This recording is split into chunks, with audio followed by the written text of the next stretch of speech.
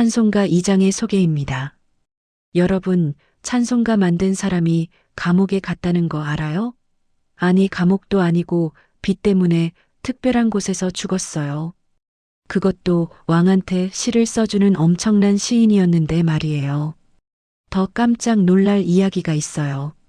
그 가사에 노래를 붙인 사람은요, 태어날 때부터 눈이 안 좋았어요. 음악 공부, 1,000원짜리 얇은 책 한 권이 전부였어요. 그것도 겨우 4쪽? 이게 다 찬송가 2장 이야기예요. 믿기지 않죠? 오늘 제가 이 엄청난 이야기를 들려줄게요. 끝까지 보면 다음 주일에 찬송가 2장 부를 때 완전히 다르게 느껴질 거예요. 안녕하세요, 여러분. 오늘은 찬송가 2장 이야기를 해볼 거예요. 찬양 성부 성자 성령, 성 삼위일체께 영원 무궁하기까지 영광을 돌리세, 영광을 돌리세. 아멘. 짧죠? 겨우 2줄이에요. 이렇게 짧은 찬송에 무슨 재미있는 이야기가 있냐고요? 여기에는 300년 동안 이어진 엄청난 이야기가 숨어 있어요.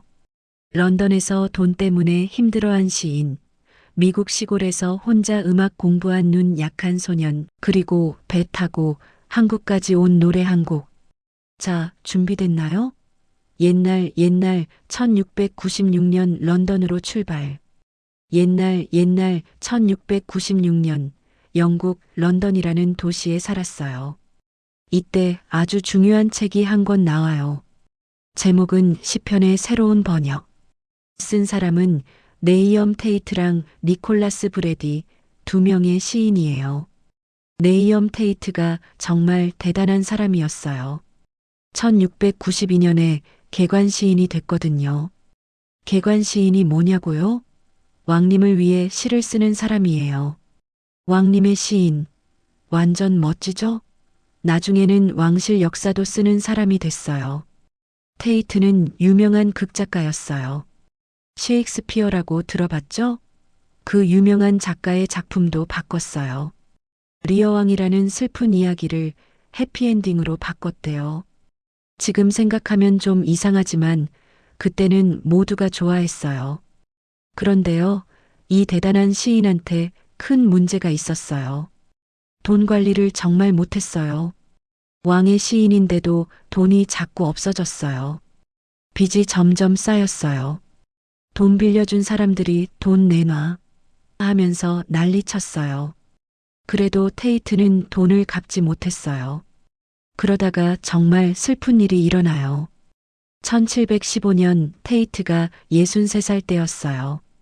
그는 런던의 특별한 곳에 갇혀요. 이름은 민트예요. 빚을 못 갚은 사람들이 숨어 사는 곳이었어요. 옛날 감옥 같은 거죠. 거기서 왕의 시인은 가난하고 아프게 살다가 죽어요. 왕님을 위해 멋진 시를 쓰고 영국 교회를 위해 시편을 번역했던 그 훌륭한 사람이요. 빚쟁이들 피해 숨는 곳에서 죽은 거예요. 정말 슬프죠? 테이트의 친구 니콜라스 브레디는 훨씬 나았어요. 브레디는 목사님이었고 편안하게 살았어요. 교회에서 일도 하고 학교도 운영했어요.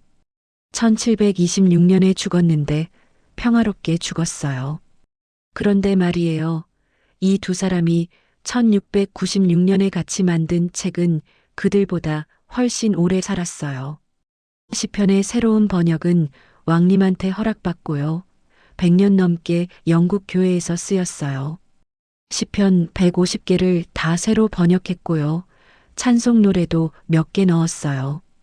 그중 하나가 바로 오늘 우리가 이야기하는 노래예요. 찬양 성부 성자 성령, 성 삼위일체께. 테이트가 빚쟁이 피해 숨는 곳에서 죽을 때요. 이 노래가 300년 후에 한국 어린이들이 부를 줄은 꿈에도 몰랐을 거예요. 자, 이제 배 타고 바다 건너가요. 1784년 미국, 눈 많이 내리는 시골에서 아기가 태어나요.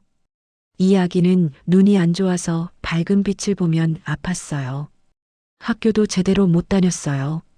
그런데요, 이 아이가 1,000원짜리 얇은 책 한 권으로 혼자 공부해서 미국에서 제일 유명한 찬송가 작곡가가 돼요. 누구냐고요? 다음 이야기에서 만나봐요.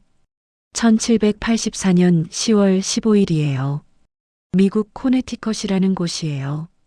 농사짓고 의사일도 하는 세스 헤이스팅스 박사 집에서 아들이 태어났어요.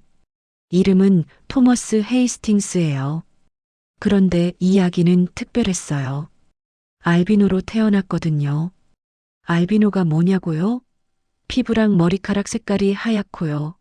눈이 엄청 약한 거예요. 밝은 빛 보면 아팠어요. 1786년 토머스가 2살 때 엄청난 일이 일어나요. 한겨울에 뉴욕주 클린턴이라는 곳으로 이사가요. 소가 끄는 썰매 타고요. 사람도 안 사는 눈 덮인 숲을 지나서요. 옛날 미국은 정말 이랬어요. 클린턴은 완전 시골이었어요. 학교는 엄청 멀었어요. 어린 토머스는 학교 가려고 매일 10km를 걸어야 했어요. 10km가 얼마냐고요?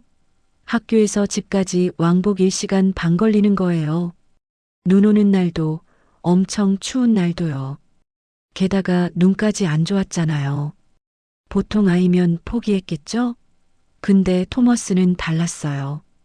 12살 때 음악이 너무 하고 싶어졌어요.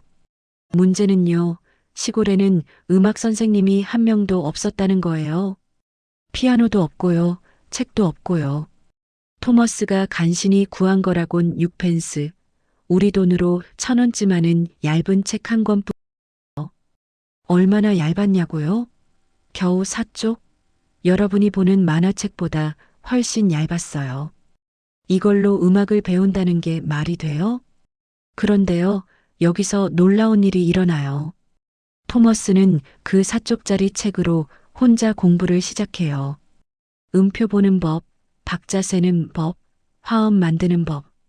다 혼자 배워요. 선생님도 없이요. 그리고 18살 때 깜짝 놀랄 일이 벌어져요. 마을 교회에서 성가대를 지휘하고 있었어요. 1,000원짜리 책으로 혼자 배운 소년이 교회에서 음악을 가르치게 된 거예요. 여기서 멈추지 않아요. 1806년 22살에 음악 선생님이 돼요. 시골 마을들을 돌아다니며 노래 학교를 열어요. 마을 사람들이 모여서 같이 노래 배우는 거죠.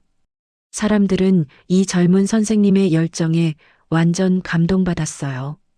1817년부터는 더 큰 도시로 나가요. 트로이, 올버니, 그리고 1823년에는 유티카라는 곳으로요. 유티카에서는 교회 신문을 만드는 일도 했어요. 이제 단순한 음악 선생님이 아니라 유명한 음악가가 된 거예요. 그리고 1831년 운명 같은 일이 일어나요. 로웰 메이슨이라는 유명한 작곡가랑 같이 영적 찬송이라는 책을 만들어요. 여기에 토머스가 만든 최고로 유명한 노래가 들어가요. 만세반석 열린이라는 찬송가예요. 지금도 전 세계에서 부르는 노래예요. 토머스는 계속 달려요. 1832년 뉴욕시라는 큰 도시로 이사한 뒤요. 40년 동안 1,000곡 넘게 만들어요. 노랫말도 600개 넘게 써요. 가끔 외국 사람 이름으로 발표하기도 했대요. 외국 이름이면 사람들이 더 좋아할 거라고 생각했대요.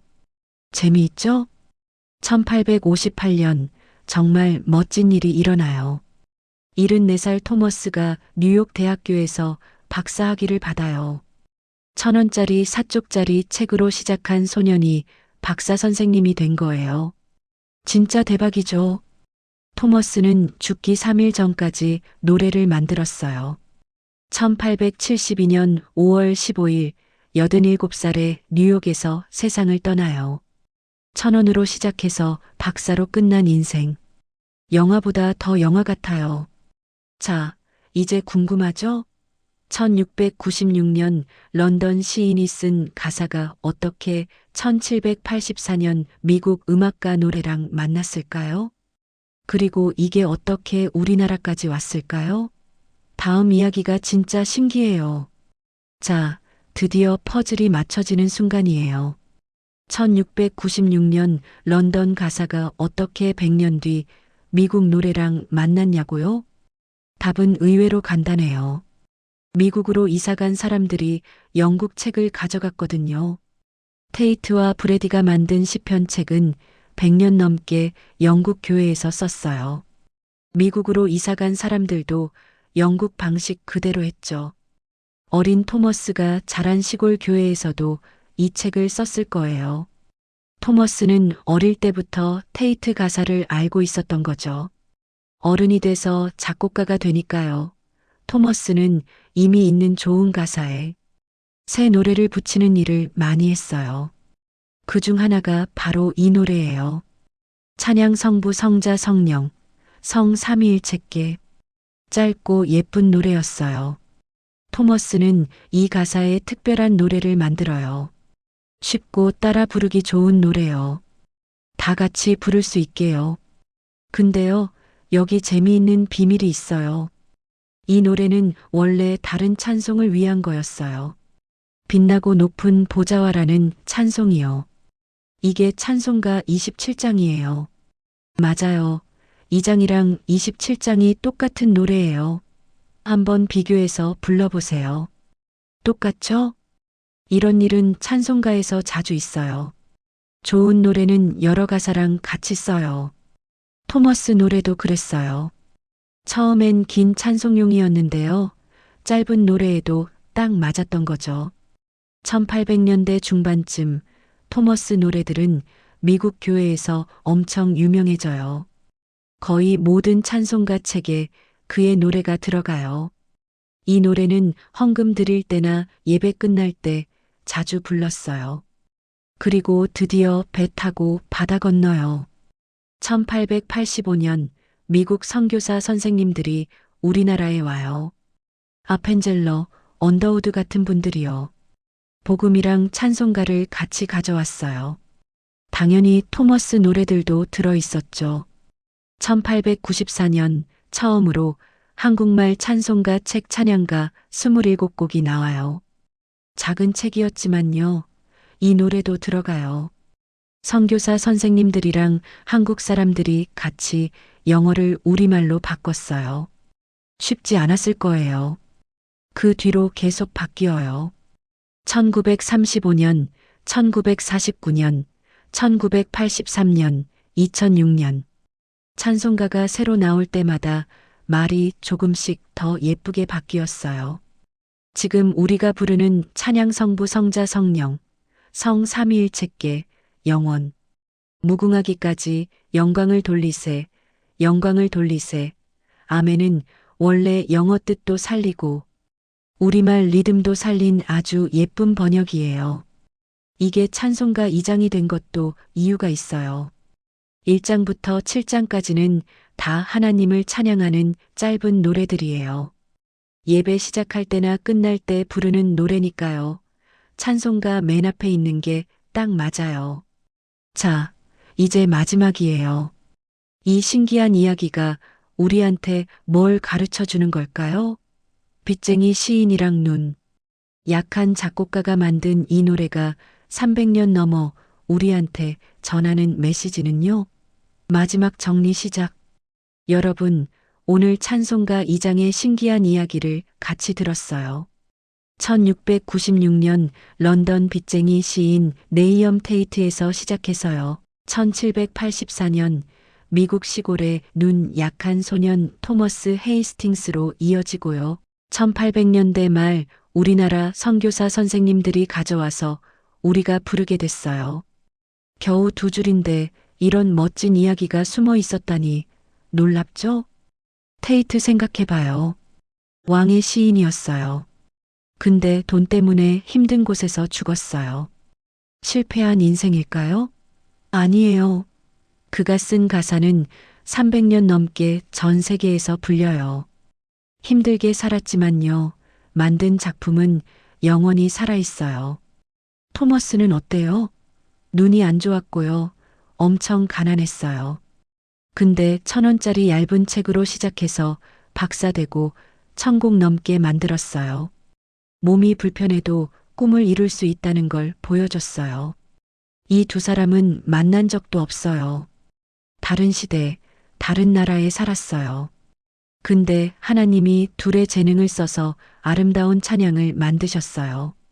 테이트 가사랑 헤이스팅스 노래가 만나서 완벽한 찬송이 된 거예요. 이게 찬송가의 신기한 점이에요.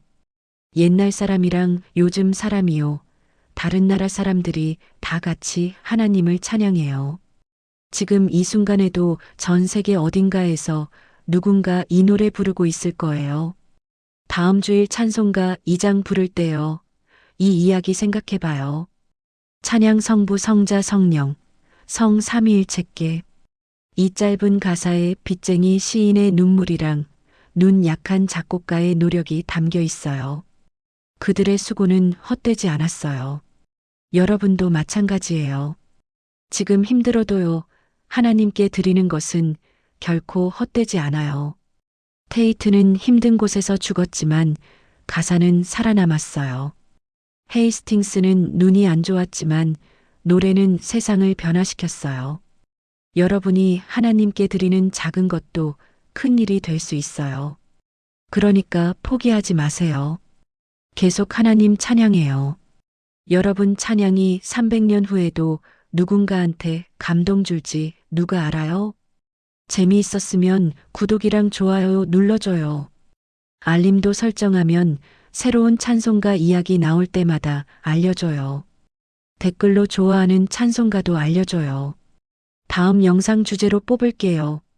가족이랑 친구들한테도 이 영상 보여줘요. 찬송가마다 다 이런 신기한 이야기가 있어요. 우리가 같이 이 이야기들 알게 되면요. 찬양이 더 특별해져요. 다음 주일 찬송가 2장 부를 때 이 이야기 기억하고요. 더 감사한 마음으로 하나님 찬양해요. 여러분 봐줘서 고마워요. 다음에 더 재미있는 이야기로 올게요. 하나님의 사랑이 여러분과 함께하길 바라요. 안녕.